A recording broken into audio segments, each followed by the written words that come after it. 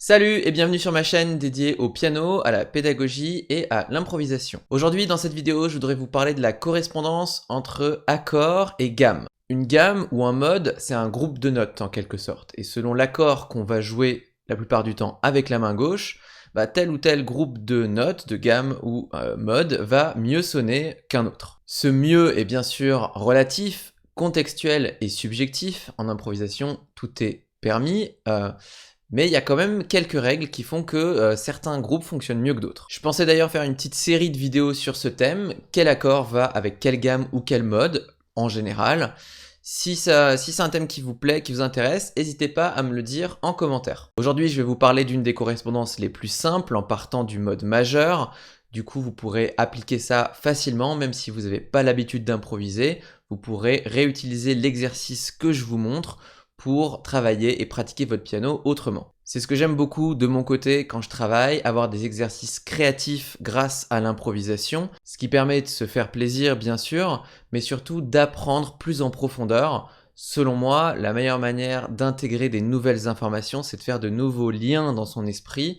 Et pour ça, la meilleure manière, c'est de combiner des éléments au piano et d'apprendre à jouer avec. Si vous voulez en savoir plus sur cette manière de travailler liée à l'improvisation et à la logique, j'en reparle un petit peu plus en détail à la fin de la vidéo.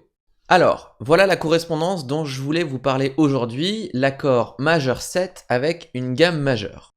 D'abord, petit récap sur comment construire un accord majeur 7. On choisit la note fondamentale de notre accord qu'on veut reconstruire, par exemple ici un Do.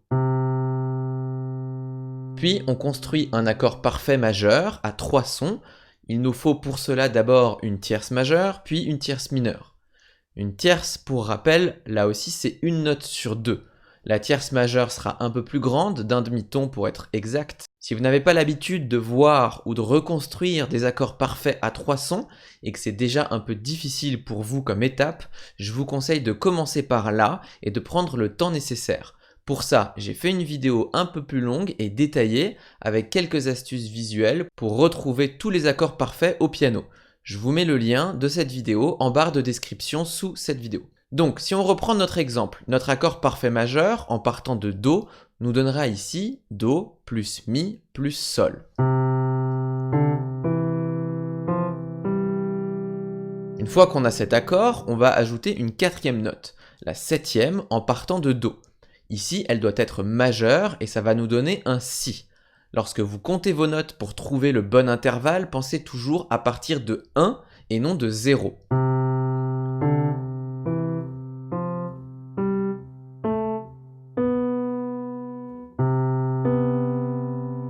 Si cette septième était mineure, on aurait eu un Si bémol, raccourcissant d'un demi-ton l'écart entre notre fondamental Do et notre septième Si. On a donc construit notre accord majeur 7 à 4 sons ici, Do, Mi, Sol, Si. Une fois que vous avez votre accord de septième, je vous propose d'en enlever la quinte qui n'est pas indispensable pour identifier la couleur de cet accord et qui peut alourdir celui-ci. Il nous restera donc 1, 3, 7, ou autrement dit, fondamentale, tierce et septième. Sur cet accord, vous pouvez jouer en improvisation n'importe quelle note de la gamme majeure correspondant à notre fondamentale, c'est-à-dire ici la gamme de Do majeur.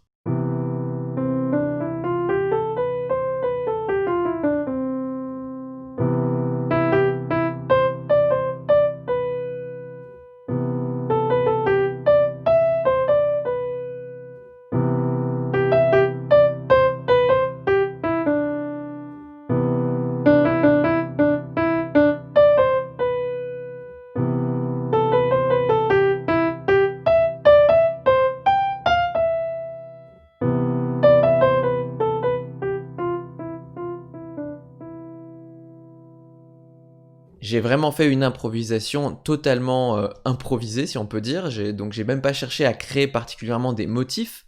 Bien sûr, certaines notes vous plairont plus que d'autres en fonction de leur position sur la gamme, qui entreront en résonance avec l'accord de manière différente, avec plus ou moins de tension. Ça peut être un très bon entraînement pour la construction de repères sur votre clavier entre l'accord et la gamme.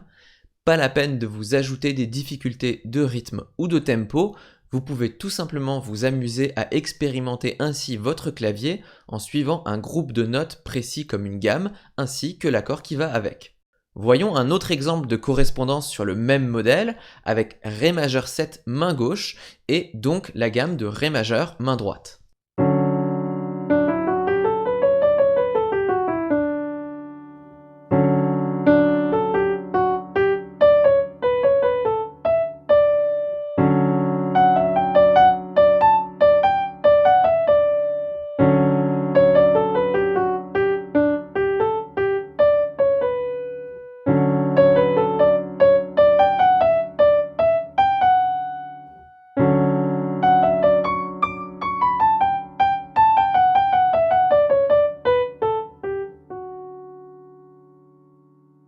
À chaque fois que vous pratiquez ce genre d'exercice, vous pouvez tout à fait choisir d'abord un accord majeur 7, puis chercher la gamme correspondance, ou bien l'inverse.